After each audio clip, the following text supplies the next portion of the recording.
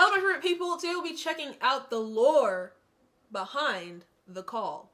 So I was kind of confused, honestly, with the call. I love the animation and the part where I thought it was Jason Momoa, and like they went from animation to realism with like real actors. But no, the entire animation, or the entire thing was animation. That was shocking to me because, again, the graphics were just so good. It legit looked like it was 4K video in like real life, but no. I still don't understand how they're able to make it look so clean and like real. But anyways, today we're checking out the story behind everything. I was a bit confused by the crickets, and now who I know is the member of KDA who went into that hole in the ground and was like luring the creature and like whatever those things were. She was leading them down the hole, basically saving her friend, who was just standing there, didn't even try to help her homie out.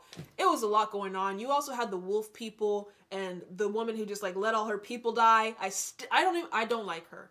Because how can they're giving down their life for you and you're just watching and about to dip like nothing just happened. She really just watched it. Anyways, she really watched all that happen and said peace out. I don't know about her. And then the guy, we didn't really get to see much of him in the call, honestly, even though he was a thumbnail. But like I said, we're checking out the lore behind the call. League of Legends is amazing. Necrit is amazing. I am amazing. You are amazing. It's all amazing. Like the video, subscribe if you're new here. Let's get into the lore. Yeah. Not the Lord. The lore. Necrit? Well. Yesterday Riot gave us a lot of topics to talk about, and among those was the new cinematic called The Call. Of course, today we will talk about all the important things that happened in this cinematic, because yes, this is actually 100% canon, to a degree where it is very interesting to see just how precise this cinematic is when it comes...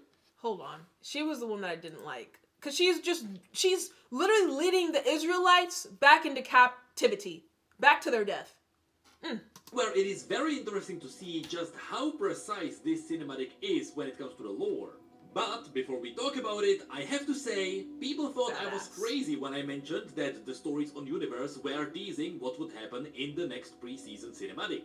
But yes, I was correct, and those stories were indeed a prequel to this cinematic. But now, without further ado, let's have a look at the cinematic, because it is teasing all the stories that will happen this year. Nice. We begin with Ornn crafting a weapon. Now, throughout the cinematic, you may have noticed that Ornn didn't do much. And that's likely because Ornn is teasing the storyline that will happen this year. We know that a Void event is coming, and Ornn might play a role in it. Now, normally, Ornn had such a small role here. It wouldn't even make sense to make a full cinematic model for him. So the reason why we can see Ornn here at all is most likely because he is going to be used in a future cinematic. I feel like this Ornn guy represents like wisdom. Like he's like, if you've ever seen the Avatar, what's the guy's name from the Fire Nation? The little stubborn child boy who like wants to prove to his father that he's like cool and can lead everybody. And then the grandfather. This Ornn reminds me of the grandfather. Yeah. Because remember, Lucian and Senna were reused in multiple different cinematics. So it is highly likely that when the Void Shout out to black people. We will see Ornn again. We then shift to the Freljord, where we can see Sejuani riding Bristle. Normally, Bristle doesn't have braided hair, so it's really cool to see how in this cinematic, Sejuani is using Bristle's braided hair as the reins. That is cool. Of course, behind her we can see Olaf, who might be my favorite character of this cinematic. Let Olaf and his people go. They deserve better. But also, we can see that she only has a few warriors of the Winter's Claw with her. That's because, in the story called Dead of Winter, it was revealed the Winter's Claw was scattered around the Freljord. Sejuani scattered them around so that they would have a higher chance at survival. Survival my ass? You got a woolly mammoth, first of all, stomping you out, about to eat you. Homegirl is missing a horn. She's led them to their death again. And someone in my comments last time said that she's actually, like, even in the canon story, not a good leader. I could tell just from this one cinematic, and this picture solidified it. Led him straight to a woolly mammoth. Which makes me think, how did the Paleolithic people live on this earth, like, back in the day? with Pangea and dinosaurs and mammoths and huge polar bears and tigers and stuff. They were built different. They're like the Australians of the world. The less mouths to feed, the better the chances you get to eat. So she was legit leading them to die. Like, let me kill off some people so that the rest of us can survive. I mean, it makes sense because survival of the fittest, self-preservation. But if you're a leader, you should want all your people to survive. I don't know. I have, like, mixed feelings about this chick. We can also see that they are heading into the Ursine territories. In the same story, it was explained that they are going there because they want to reclaim the cauldron of Ornn. Long story short, whoever sips from Ornn's cauldron doesn't have to eat for a year. And AKA the girl would try to take it, I'm sure. So what? The guys behind her just there to get her there? Like, what did they get from all this? That's why I like democracies. apparently this cauldron was stolen from Hearth Home by the Ursine, who are of course Volibear's followers. The Ursine stole it because they thought Ornn was making humans weak. If they want to survive, they better fight for it. Regardless, that's why Sejuani is here. In the Shuriman story, we see Talia and Kaisa in Zolan. Okay, before we move on to the next storyline, I kind of actually agree then with the big old polar bear people. Because, like, if the whole human race is just trying to, like, survive off this one thing and be like, oh, I don't want to actually have to go hunt for food or look for food or anything. I just want to survive off this one power.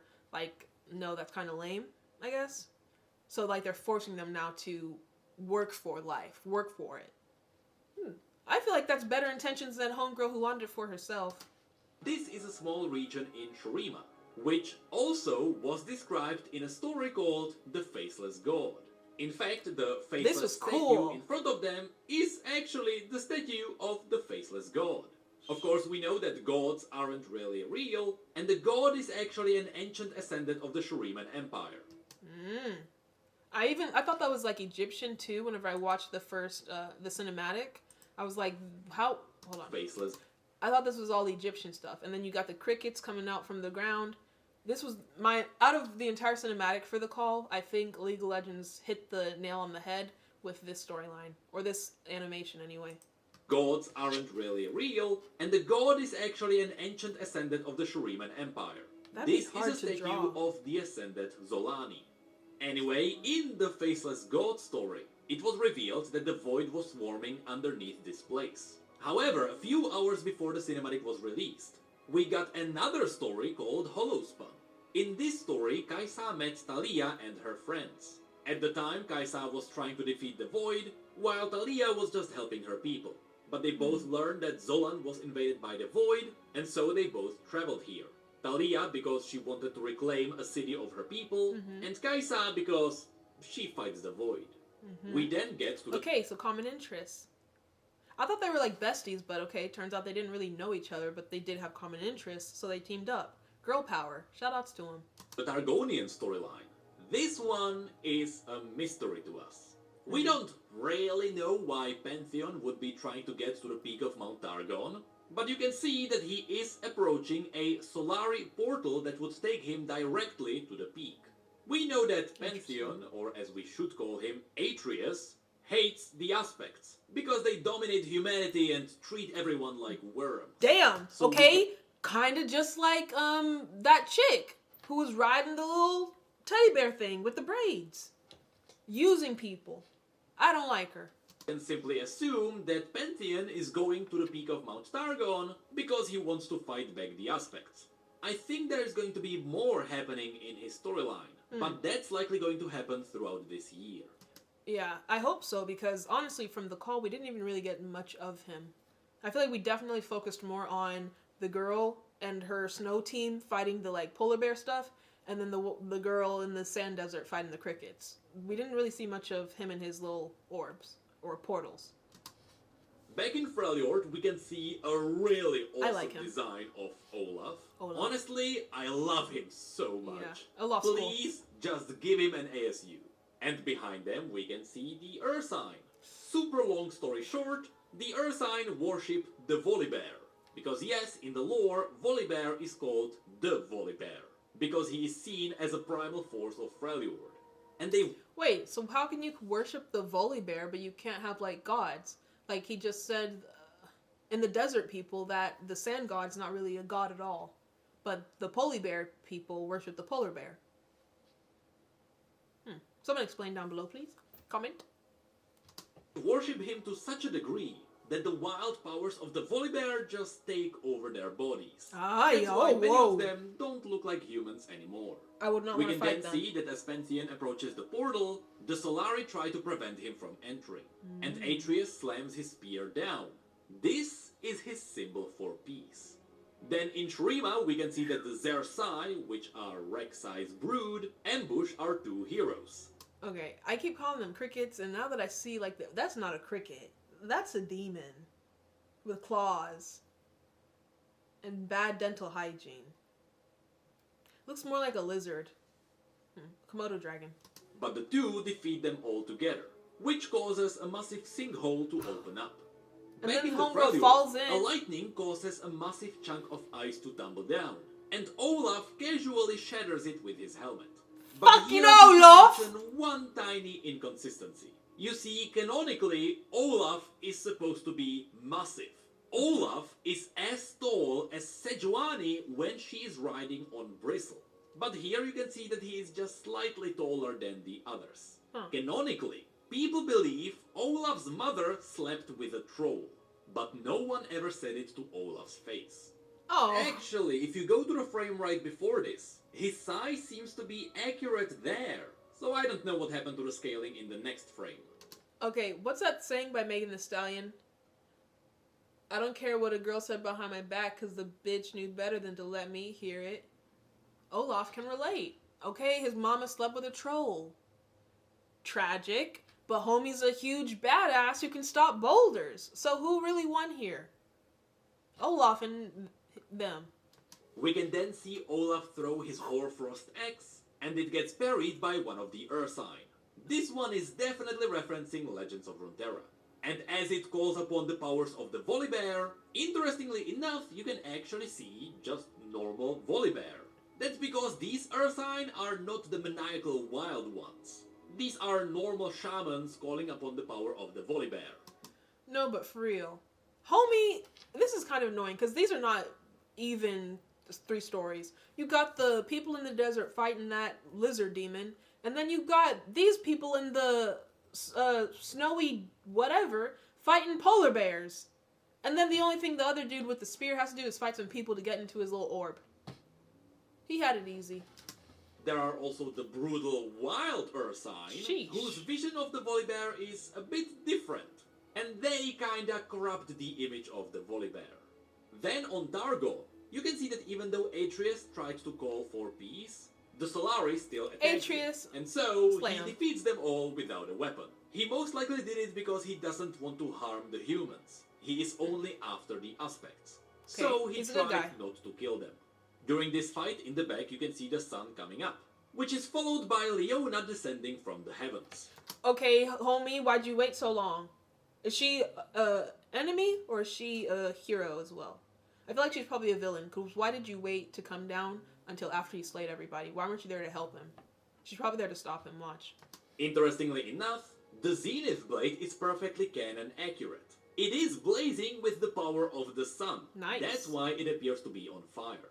And after seeing that he now has to face an aspect, that's when Atreus picks up the spear. So this is like Hercules fighting Zeus in them. Zeus, Aphrodite, and all of them. Gosh dang, good luck, Herc. In the Freljord, one of the Ursine calls upon the lightning of the Volibear and hits Sejuani, making her fall on the ground. On Targon, a similar thing is happening. Atreus' fight with Leona is broken up by a star falling down. Now, we don't exactly know what these stars are. Yet again, this is a mystery of the cinematic. We can assume these come from Aurelian's soul. And that's likely because Aurelian has to be important for the Void event. Aurelian. Okay, this is actually the part where I was like, wait. There's a lot going on and I feel like it's tying all together. Anyways, but if y'all want a part 2 to this video, let me know by liking the video. Let's get 700 likes on this video and I'll do a part 2. See you in the next one.